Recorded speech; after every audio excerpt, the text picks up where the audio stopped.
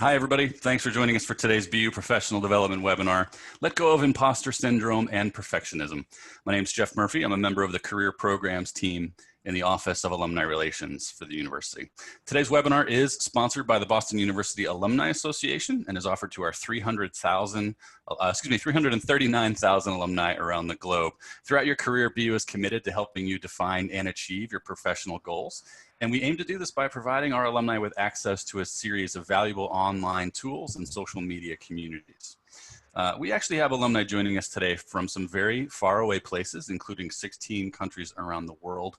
Places like Austria, Switzerland, China, Germany, Spain, England, Greece, Hong Kong, Mexico, Venezuela, Korea, here in the States in Tucson, Arizona, Denver, Colorado, Washington, D.C., St. Paul, Minnesota, Omaha, Nebraska.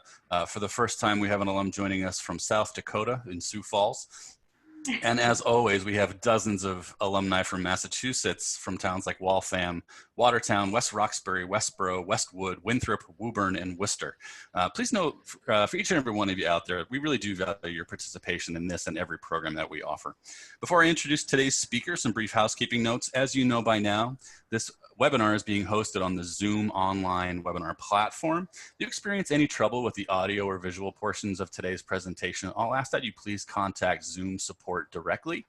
You see the number at the bottom of your screen. It's 1-888-799-9666. Today's presentation is being recorded and will soon be made available for on-demand viewing on the BU Alumni Association website, which you can find at bu.edu/alumni.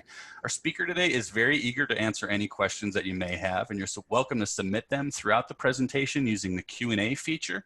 On Zoom, if you hover over your screen, you should see a menu pop up. One of the options is a box that says Q&A. Just click on that and you can type in your question at any time. We do have a large group joining us today, so I'm going to ask that you please do your best to make sure that your question is as on topic and relevant to the conversation and as many of our guests today as you can make them. It's now my pleasure to introduce our speaker for the day, BU College of Arts and Sciences alumna Claire Wasserman. Named one of Entrepreneur Magazine's 100 Most Powerful Women, Claire is the founder of Ladies Get Paid, a platform that champions the professional and financial advancement of women.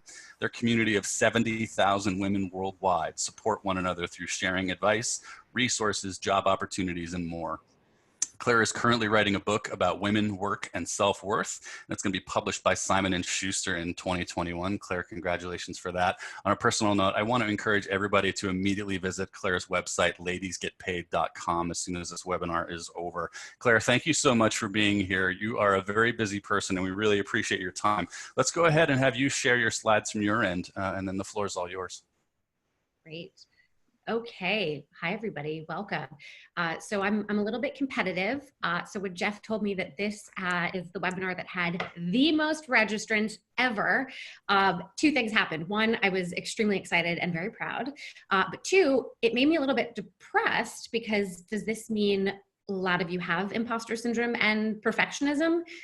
So it's good to know that you're not alone in this, but I'm glad that you're here. I'm glad that you're here. So you already got a bit of my bio. Please join. It's free. So it means you have no excuses. The one little shout out I'm going to say about our organization that I particularly love is that we have a private online network where women are giving each other career advice. So yes, I'm a career coach. Yes, I'm writing a book, but I think it is extremely powerful for us to kind of crowdsource peer sharing, right? To hear other people's stories. Again, you know that you're not alone, which can be really profound. Okay, this is going to be depressing. I know that I'm starting in a bit of a negative way, but bear with me. I promise it will get better. I just want to tell you why I started Ladies Get Paid and why today is really significant. So first, the good news is that women are the majority of today's college graduates. Yay, BU. By the way, I barely graduated, so I just love the irony that I'm now teaching. But that's a whole other story of how I almost didn't graduate. Okay, this is the depressing part. Less than 22% of women are making it past middle management. Next depressing statistic, it's about the wage gap. Usually we hear that it's about 78 to 80 cents on the dollar, right? But when you break it down by factors like your race, where you live, industry, whether or not you're married, it changes. So Black women are making closer to 63 cents on the dollar, and Hispanic women are making 55 cents on the dollar. Okay, so now you're wondering, what does this have to do with imposter syndrome and perfectionism? I want to tell you right now that the major reason that we are not making it past middle management and that we're suffering from the wage gap has nothing to do with us. Nothing. It's not because we're not speaking up. It's because there are systemic roadblocks, right? And entrenched, I want to maybe sexism, but entrenched ways in which the workplace is not set up to advance women. Okay. But when there is something systemic and overwhelming, it's easy to say, well, there's nothing I can do. And this was the aha moment I had in starting Ladies Get Paid, and why today is significant is if you can improve your situation, right? If you can close your own wage gap, by negotiating your salary, if you can overcome the imposter syndrome to raise your hand and say, I want this project, and that's the project that's going to get you the promotion.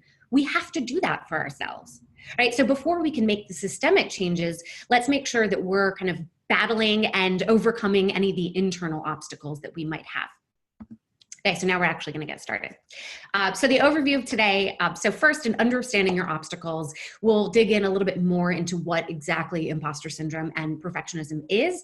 I know you're feeling it, but how can you catch the warning signs, right? How can you, understanding the consequences that can happen, right? This is a serious, serious subject, which because you showed up, but it really, it extends, I think, even more than you may even realize. So for us to be able to undo those obstacles, we have to be aware of how they're manifesting in our lives. The second part, and this is really why you came, it's what can you actually do?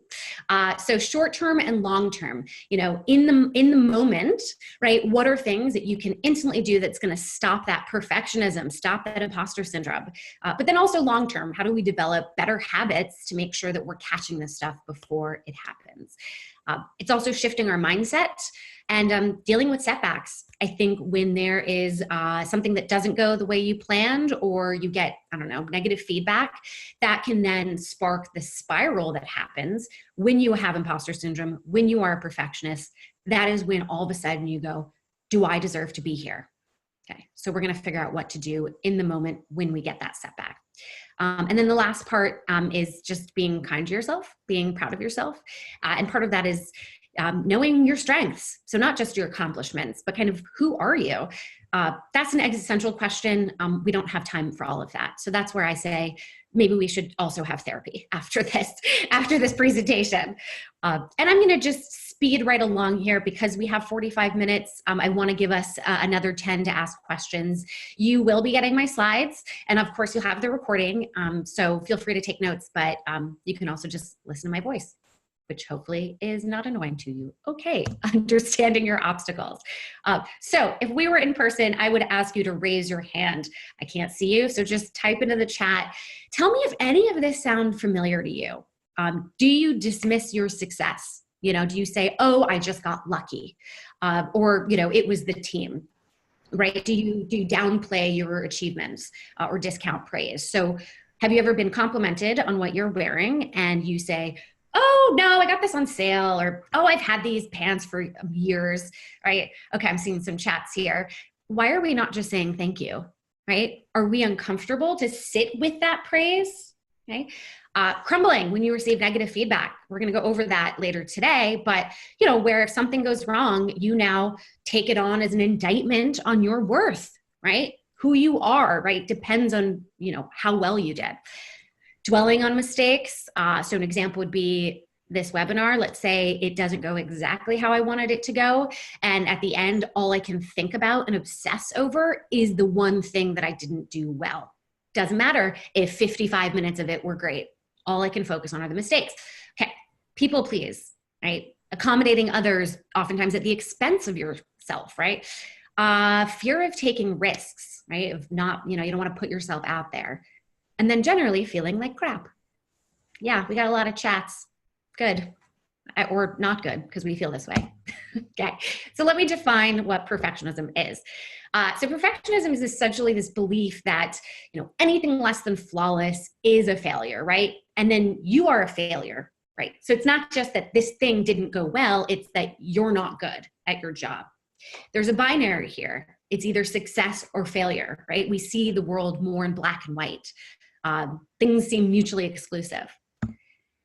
Imposter syndrome. By the way, if you're looking at my slides, I did my best to try to find icons that fit. So, it is what it is.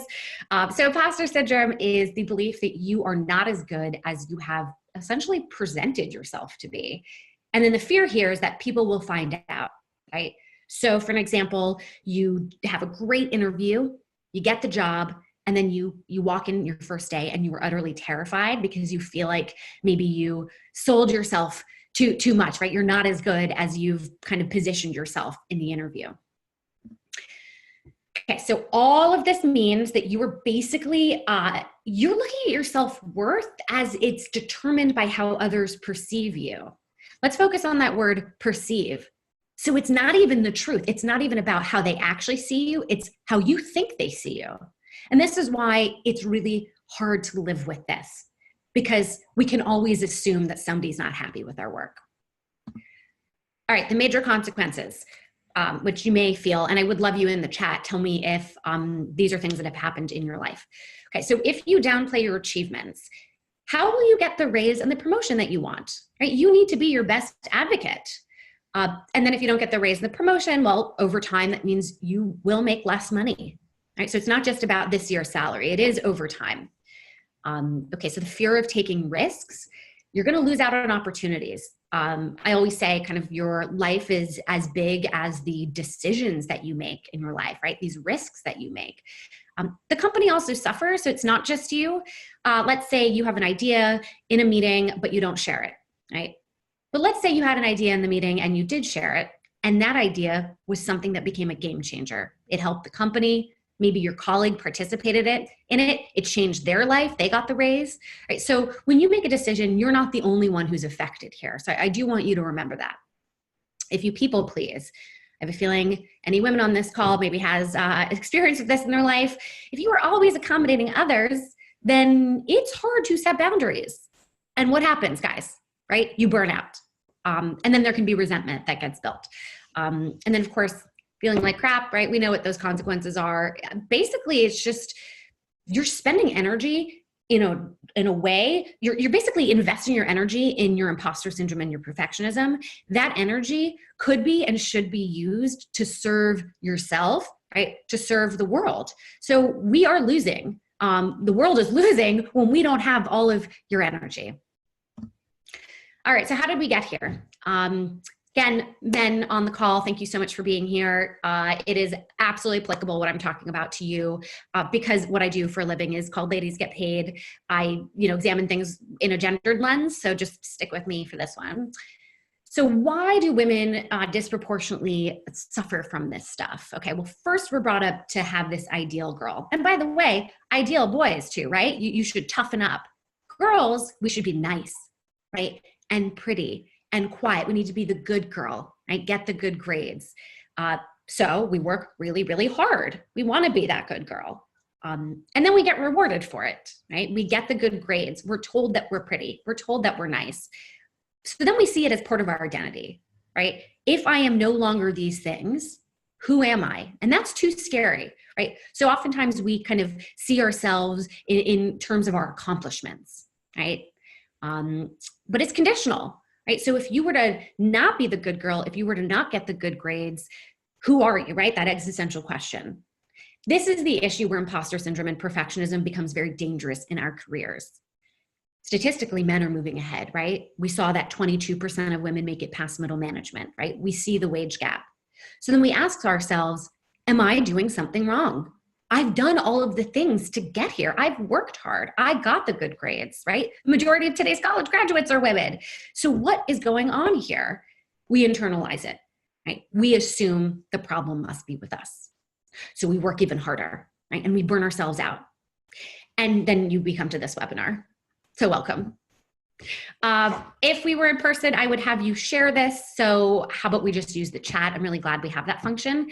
So the first thing I would ask you to do here is basically write down your negative self-talk, right? The time that you don't speak up in the meeting. What are you telling yourself?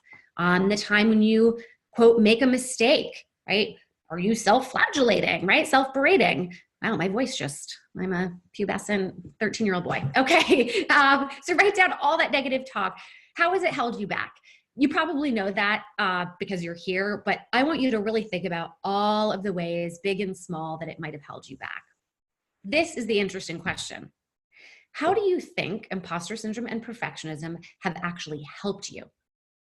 We do not hold on to things that we don't think are somehow helping us. We don't, right? So then the question becomes, why are you not letting it go, right? Or are you afraid of something? Now, I'm going to just, and thank you so much for sharing. I'm going to just tell you right now how I've experienced this, because by the way, I created this class based on my own needs. I am not at all over perfectionism and imposter syndrome. I still suffer from it. So my fear when I host events, I am a perfectionist because I am extremely detail oriented. I want everything to go perfectly. So the fear of not being a perfectionist is, am I going to pay attention to details anymore? You know, the answer is yes. I should trust myself more. That's the key. We need to trust ourselves. Here's a question. All right. What can you actually do? I'm going to take a sip of water. First, we need to get objective about this stuff, right? So what we're talking about here, it's in our heads, right? It's emotional. We got to get perspective. And the way that you do that, first step, write it down. Challenge yourself, 2 weeks. Treat yourself a little bit like a social experiment. I want you to write down every time you start to have these feelings of that imposter syndrome, of that perfectionism, right? Write down all the details. Where were you? What happened? Who was there? You might actually discover that it's the environment. You may be in an office culture that's making you feel this way. It's exasperating these feelings. Right? But you only know that once you are able to see over time what are the patterns, basically. When you have these feelings, oftentimes we're quick to judge them. I call it judging the judgments. So when we have the imposter syndrome, oftentimes we'll look at it and go, oh, come on, Claire, like you're being ridiculous. This is all in your head. Okay, so the issue with judging the judgment here, guys, is how will you ever get past this? Like, we got to let some of this go. So at least in the moment when you're experiencing it, just validate it. This is my truth. Even if it seems like it's in my head or crazy, you know what? This is my experience, and that's okay. Also, chances are, like I said before, you're maybe protecting yourself from something. So being a perfectionist, right, protecting yourself from making mistakes, that means you're basically trying to protect yourself from being judged by others. So your body thinks it's actually helping you. So instead of maybe like fighting those feelings, just accept it. Like, again, this is where I'm at. Now we have to have a plan that in the moment, okay? Think about it now. What's not going to work is just simply telling yourself to stop those feelings, right? Or ignoring them. Think about our feelings like they're, a bouncing ball on the top of a pool. And every time you kind of try to push that bouncing ball under, what's going to happen, right? Oh, it's going to bounce back up. So saying stop it to yourself, not usually going to work. My plan, I have something visual. I should have brought it with me. I carry around a heart-shaped crystal. That is maybe not your style, right? What's something else? Maybe a mantra. Maybe it's a friend you have on speed dial. Text them. I'm doing it again, right? The perfectionist voice, it's happening. A postcard, a picture, right? Because again, you're in your head, so we need to get it out of your head, being able to see it, instant perspective. And so having something visual can really, really help. Maybe even a picture of somebody that you want to change your behavior for, right? Maybe your kid, right? Because when you're really hard on yourself, they're observing you, right? Or maybe you're translating you being hard on yourself to be hard on them. So, you want to do this for other people, right? Even though we don't want to accommodate other people too much, that can oftentimes just snap us into a place where we are able to get perspective and be kinder to ourselves. Then make what I call a brag book. So this is advice that I give to anybody who is looking for a promotion or a raise, which every single one of you should be. A brag book, what is that? So every time that I get an email from somebody who is telling me I did a good job or giving me positive feedback, I take a screenshot and I put it into a folder on my desktop. What that is doing over the course of a year is A, it's giving me perspective on my talents. That's good. But B, most importantly, they become these sort of testimonials. So when I go in and make the case for something that I want, it's like, don't just take my word for it. Jeff said I did a really good job on this webinar. Please tell me I did a good job on this webinar. So when Jeff sends me something after this and he, or y'all give me good feedback, please give me good feedback. I will probably screenshot most of those responses and maybe put that on my website. So keep the brag book for that, but also just keep it as a way of, like I said, just giving yourself instant perspective. And the last part is think about now, what are the rewards that you want to give yourself for just working on this? Right? So don't wait until I no longer am a perfectionist. Sorry, guys, you probably always will be.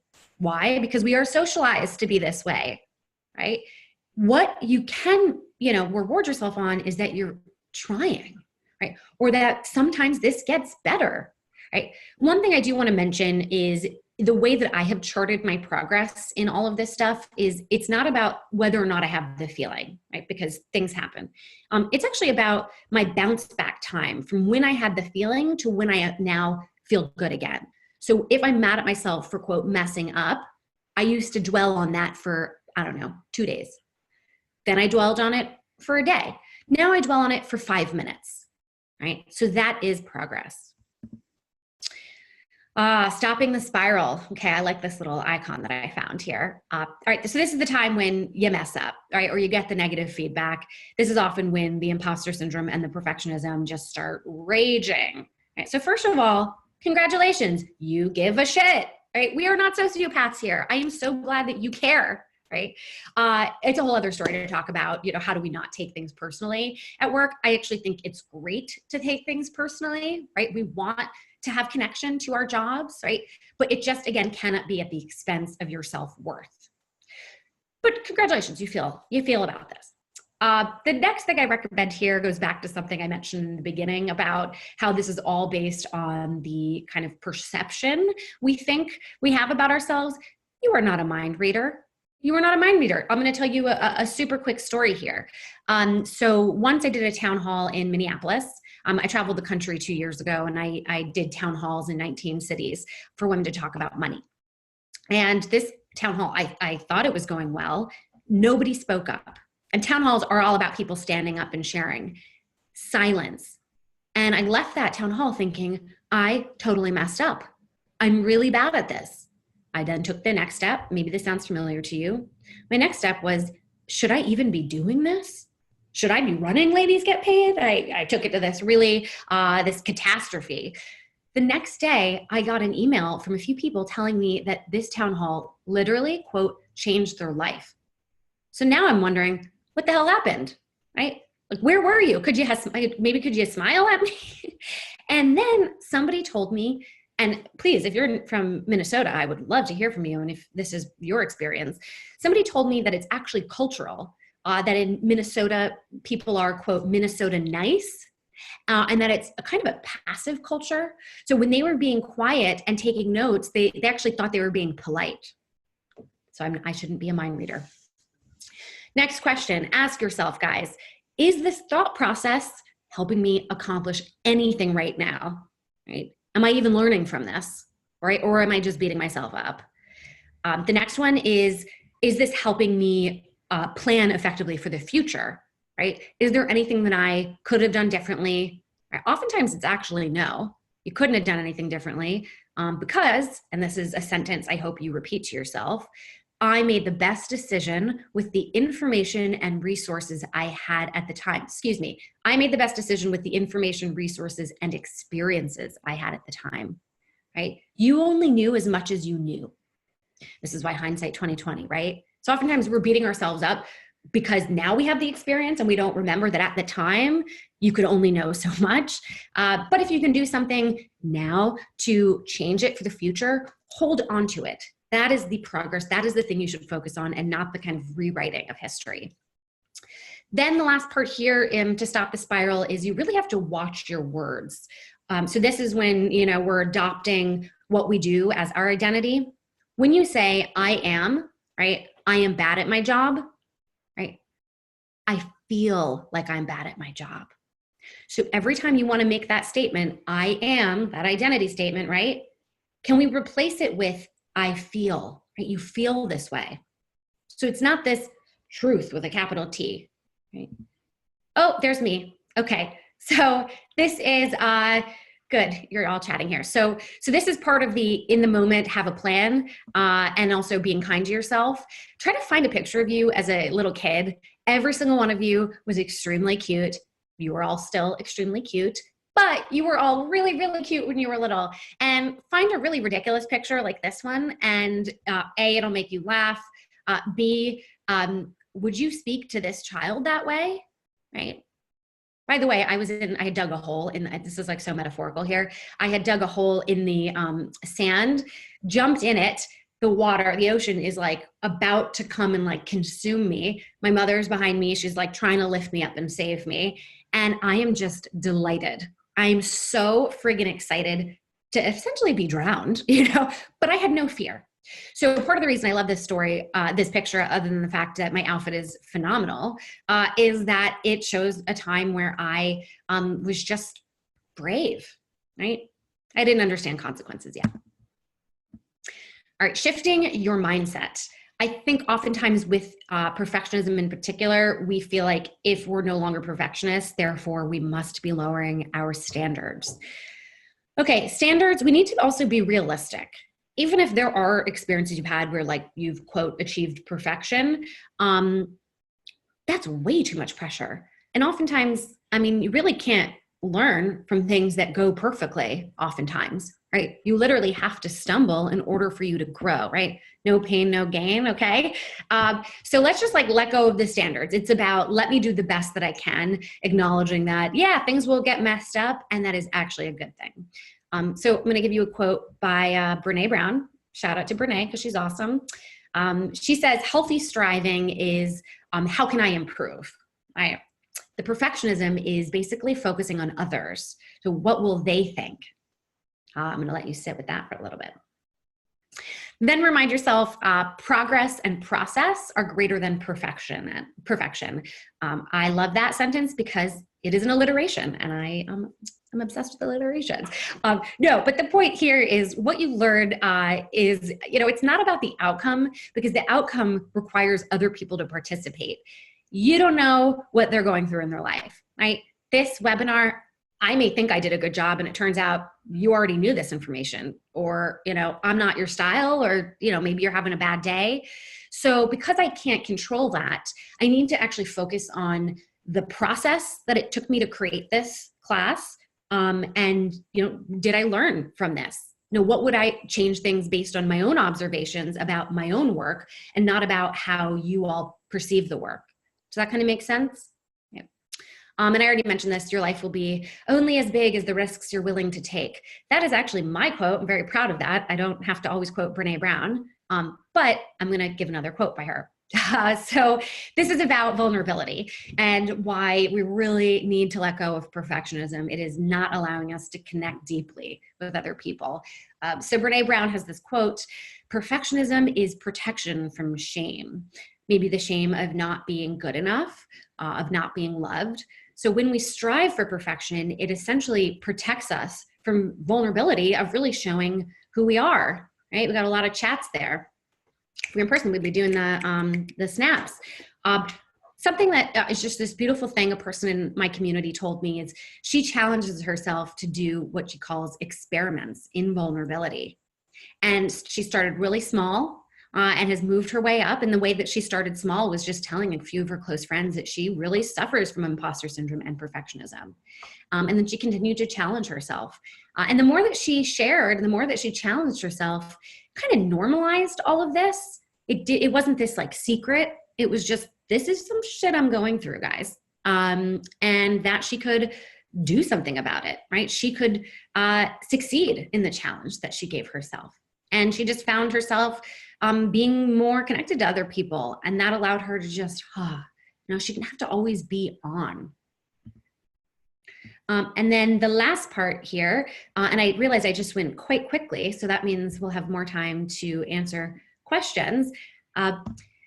First, let's talk about our strengths. So the strengths that have nothing to do with accomplishments, because again, going back to the way beginning of how we've been socialized, so much of our worth and our identity often comes from people saying, you did a good job.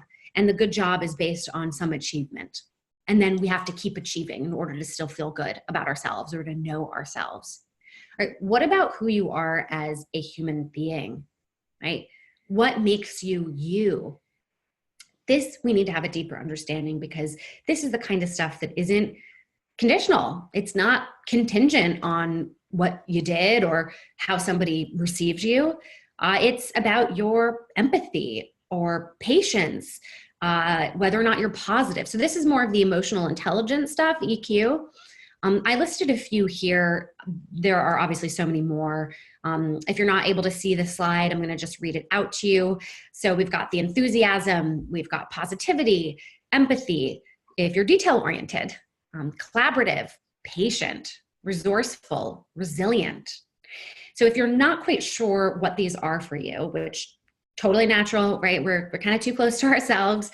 Think about a person in your life, hopefully two people, at least one of them who you work with.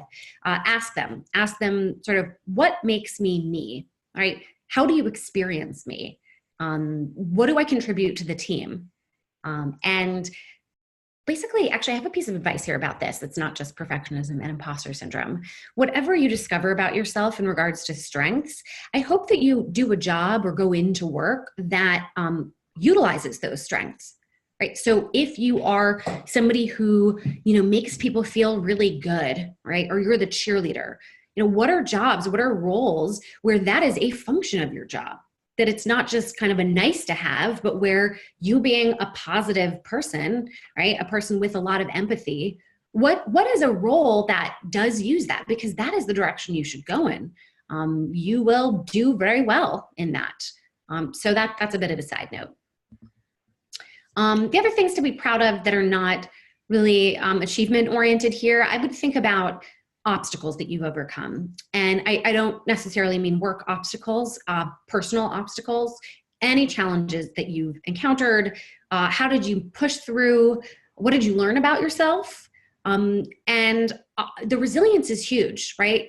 That is, I would say, if you can find times in your life where you've been resilient, please hang on to that. That to me is the antidote to imposter syndrome and perfectionism. Right? Because life is about being resilient, right? About making the comebacks from the times that are difficult. So I am pretty sure that you've all experienced that in your life, and you're still here, right? You got through it.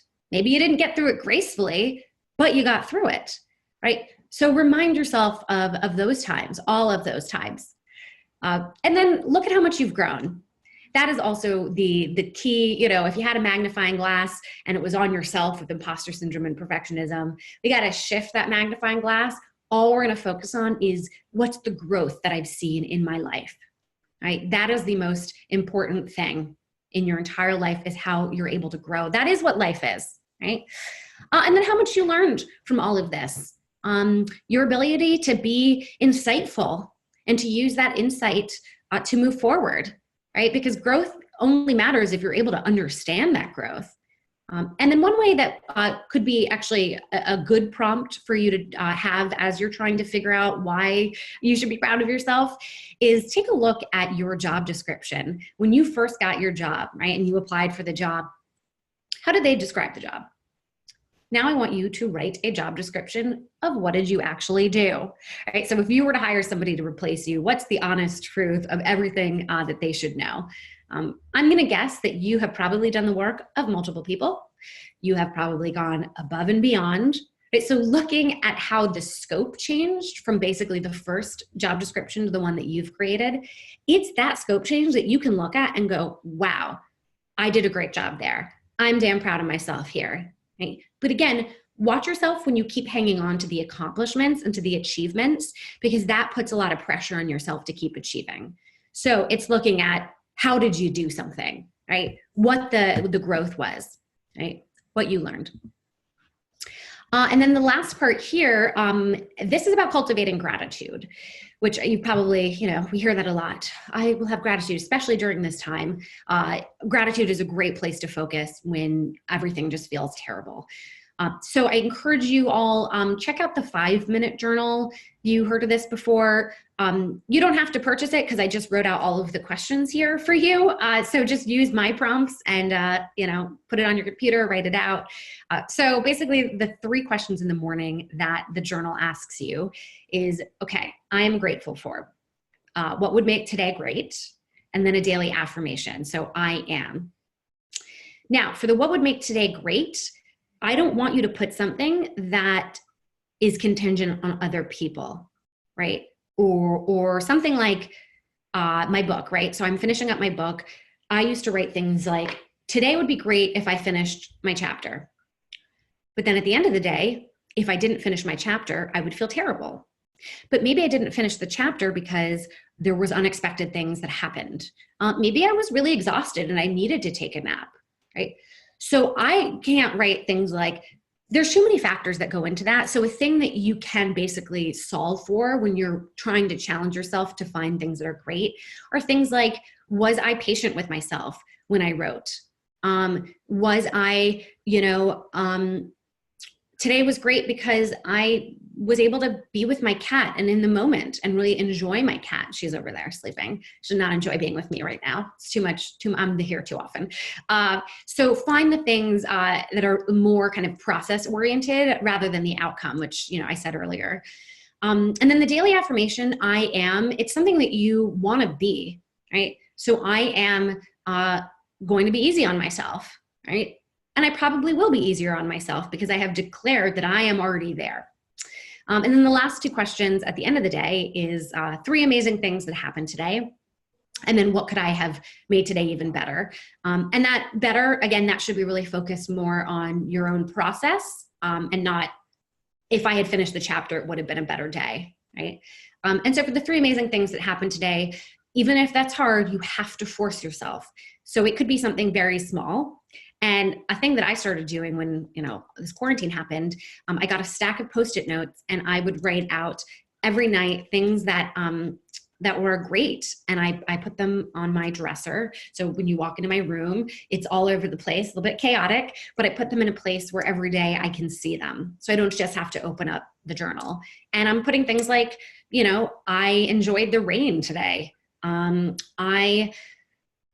I mean, really scraping the bottom of the barrel here, anything that I can find that I can be grateful for. And the last thing here that I want to remind you, and this goes back to the way beginning of those terrible statistics, is, knowing that when you improve your life, it matters to all of us, right? If each one of us are saying to those obstacles, I got you, right? I'm the one in control, not you, little perfectionist voice.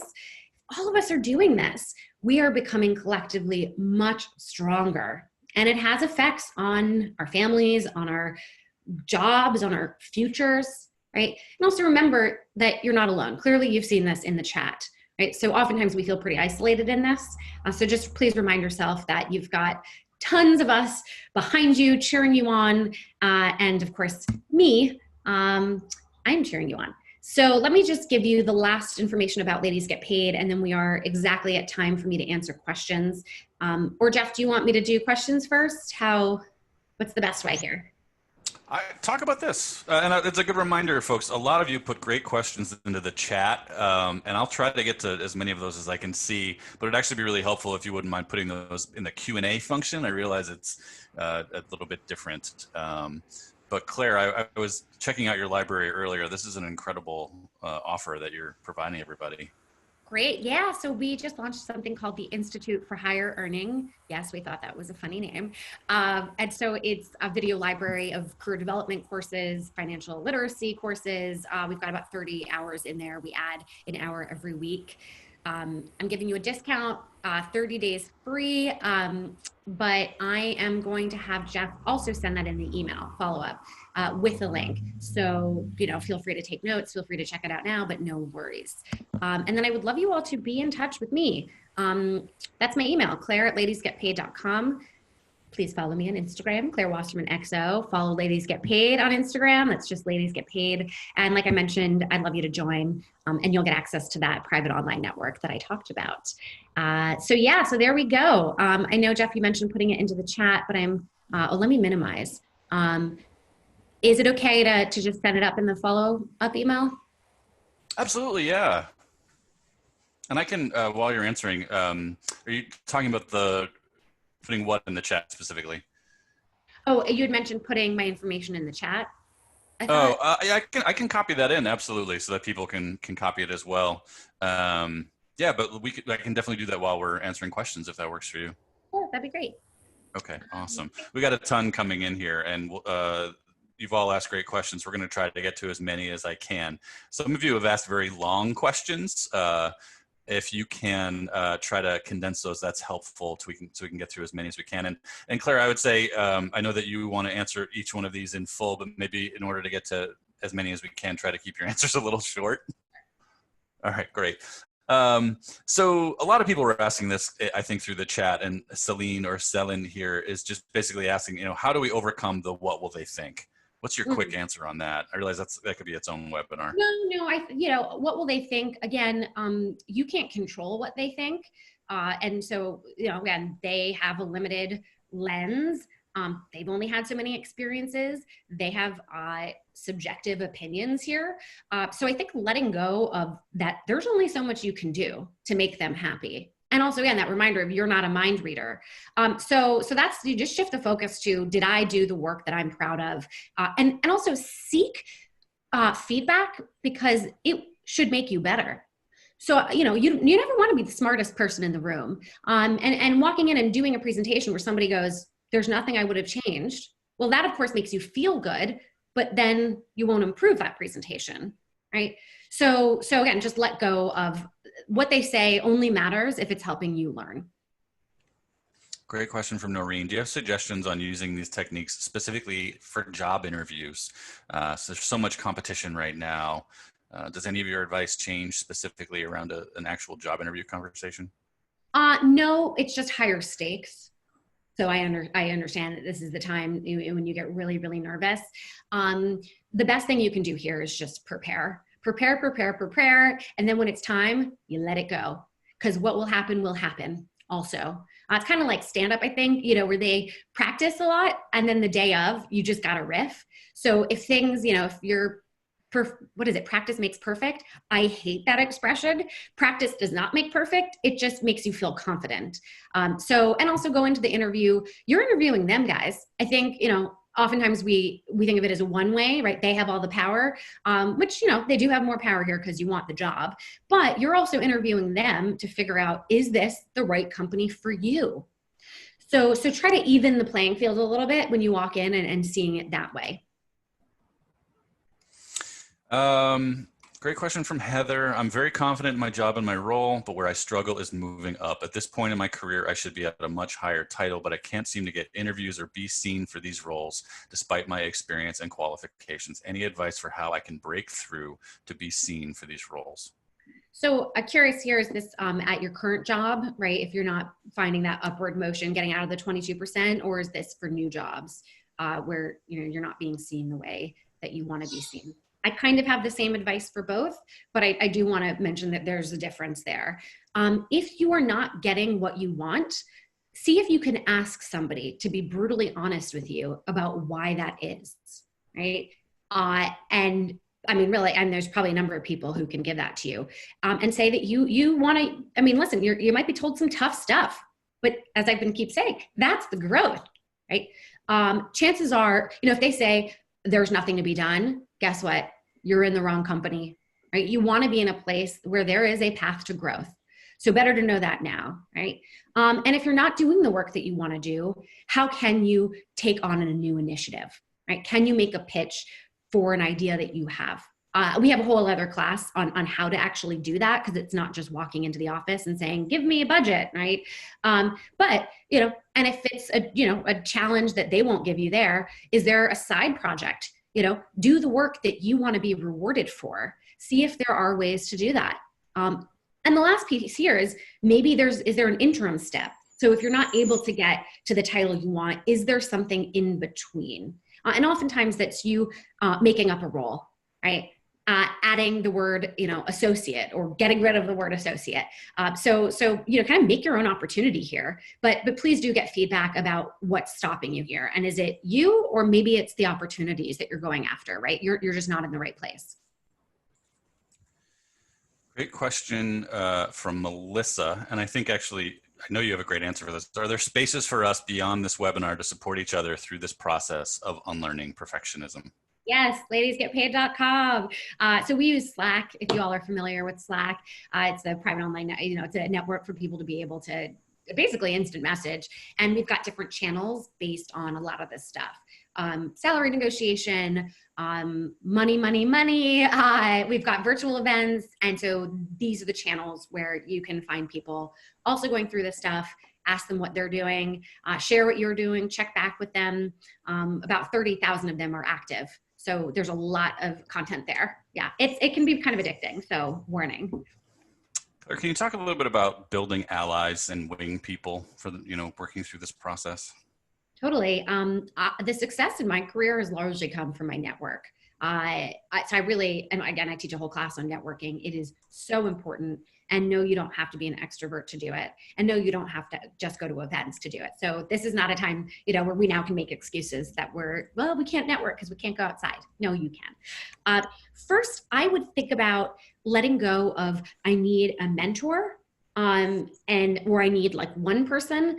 I think about this in terms of kind of a personal board of advisors. So trying to maybe get as many people as possible who each have a little expertise they can share, right? Or a little bit of an influence they could help you with. Meaning, if you put all your eggs in one basket, maybe you no longer, they no longer work there, right? Or you outgrow them, right? So don't invest in just like one or two people. I think it's being very transparent about the career growth that you want to have, right? Get people excited about you.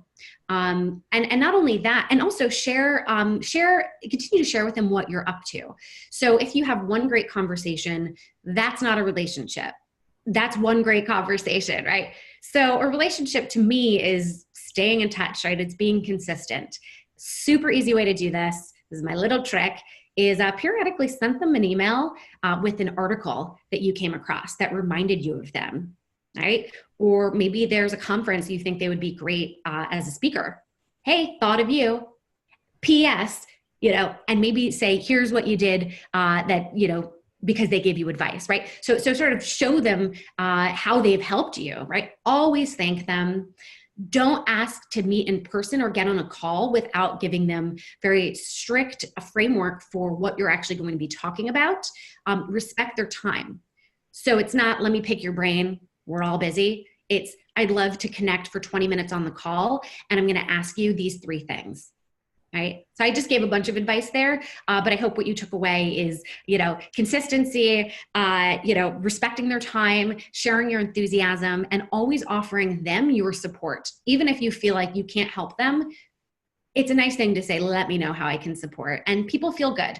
People feel good when they giving feels good, right? And kind of do unto others as you want done to yourself. So, you be the ally, you be the mentor for somebody else, and good things will happen for you. Rebecca's asking, what are the best strategies for turning a weakness into a strength, or at the very least, making it a little less weak than before? So I actually think too often we as women focus on our weaknesses, or we think that, hard work means we were working on something, our weaknesses. I would lean into your strengths, right? So the things that you're really good at, continue to do those. Obviously, if your boss says to you, man, you need to get better at this thing. Well, absolutely, you need to get better at that thing. But if you're not leaning into the things you're excellent at, it's actually a missed opportunity to really grow. So focus on, is this weakness actually hurting my ability to do great work? Can I delegate this to somebody else? Can I get my company to pay for a class for me to take, to learn more about this? So really, before you spend a lot of time working on those weaknesses, really check yourself of, is this actually helping you in your career? And, turning weaknesses into strengths. For me, it's being able to outsource, right? Finding a co-founder who was good at things that I wasn't. That was turning my weakness into a strength. because that is ultimately helping me and the company. It wasn't about learning how to be strong in that, letting me do what I do well and delegating what I don't, if that's possible.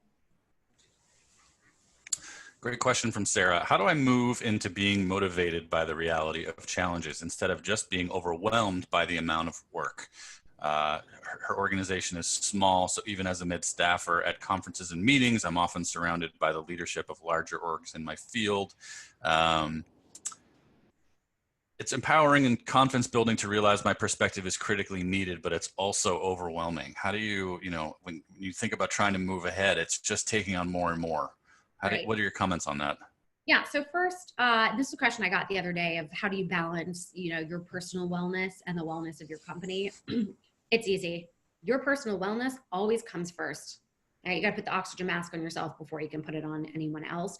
So, those of us with a lot of ambition, a lot of drive, big vision, it feels like what we're seeing is all the things that we could and should be doing. The sort of goalposts of success somehow keep moving, right?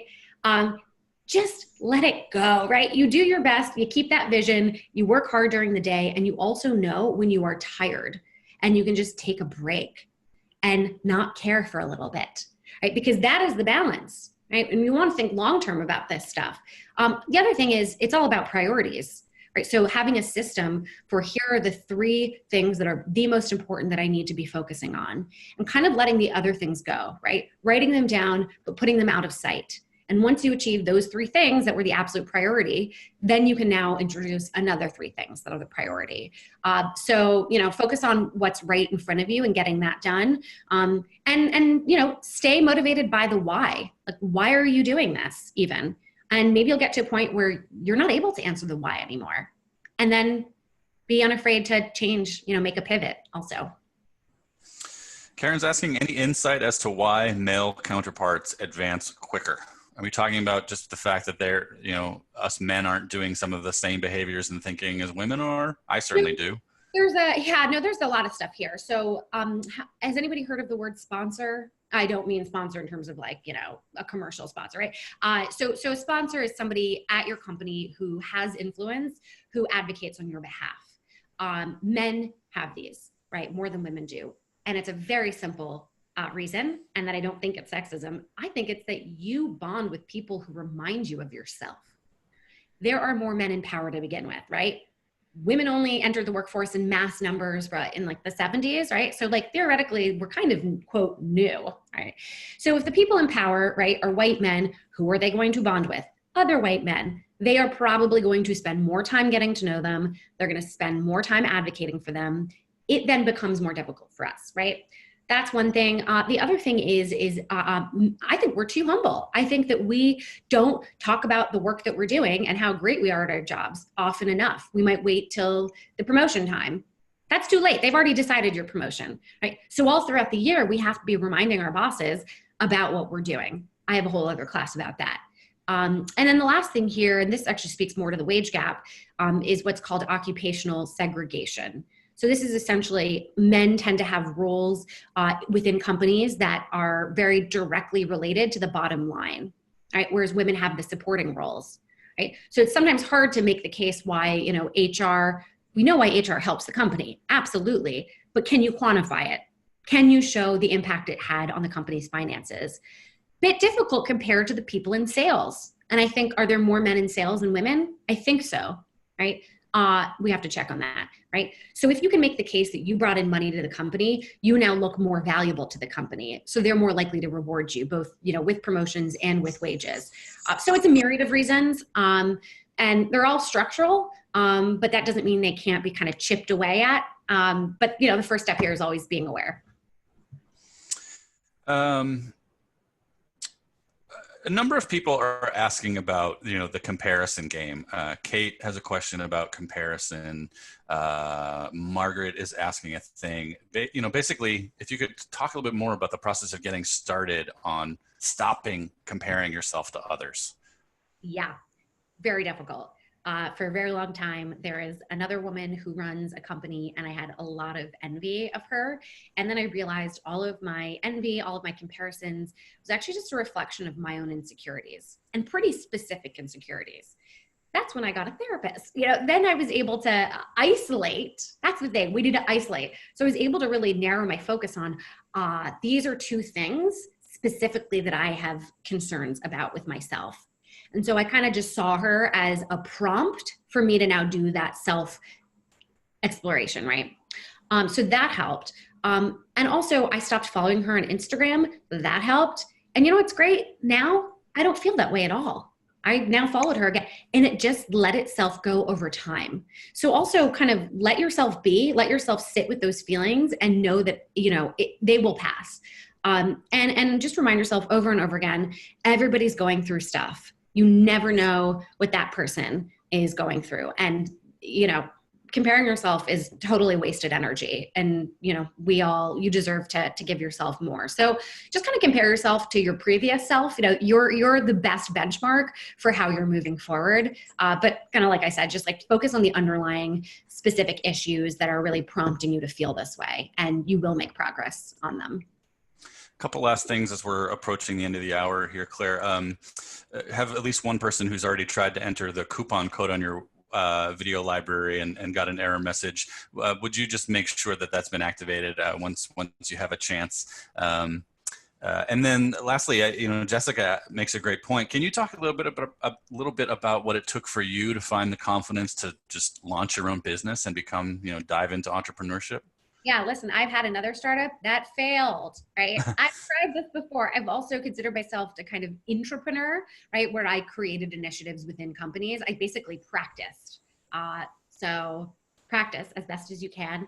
I had a lot of anger. That's what motivated me. I didn't have to feel confident. I was just pissed off about the wage gap and about these statistics. So I really focused on, again, the why, as opposed to, can I do this, right? And also start small.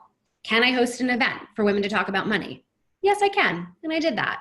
Right. And then from there, I kept taking these steps that all made sense because I had done something before it that then showed me this was the right thing to do. I also saw that other people needed this. So I was doing it because I believed in the cause. I did it because I saw the value other people were getting. And I did it because I want to grow. I never want to feel bored. And I think about regret a lot. This is morbid, but if you were hit by a bus tomorrow, have you made choices in your life that you're proud of? And I have, so that's, the confidence I have is in that I'm even just trying. Claire, this was incredible. I've never seen a chat like this on the webinars we've been doing, and I've been doing these for nearly 7 years. Between listening to you and thinking about some of the behaviors that I do and seeing what everybody was sharing in the chat, this was quite an experience. And so thank you to everybody who weighed in with your great questions. I'm sorry we didn't get to all of them. Thank you for sharing your experience in the chat today. Claire, we've had the largest crowd we've ever had for a webinar today, and I know that you've done something incredibly valuable for the alumni community. So thank you so much for making time to do this. I don't know if you're going to be sending out the follow-up email. I think you said tomorrow. Everybody, I would love you to join me. Every Friday we do what we call BYOL, so it's Bring Your Own Lunch. It's just a virtual meetup, 1 to 2 p.m. Eastern time.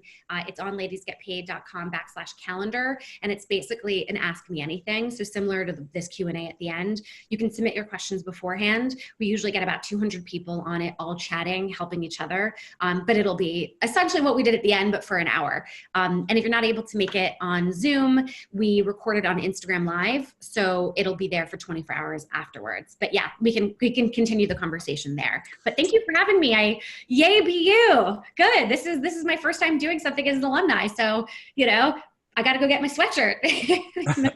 Sorry I didn't wear it. Claire, I'm going to make sure I also will save this chat and send you a transcript of it so you can see all the folks who are chiming in with their thanks. And Claire, this was fantastic. I also want to thank all of our guests for participating today, particularly those of you who've donated to BU in the past. We wouldn't be able to do programs like this without your support. BU has a robust schedule of online events coming up over the next several weeks, but our next career-focused webinar is next Wednesday, the 29th. We've got a great alumna named Rose Opengard who's going to be presenting top 10 job search and interview tips. You can visit our website to see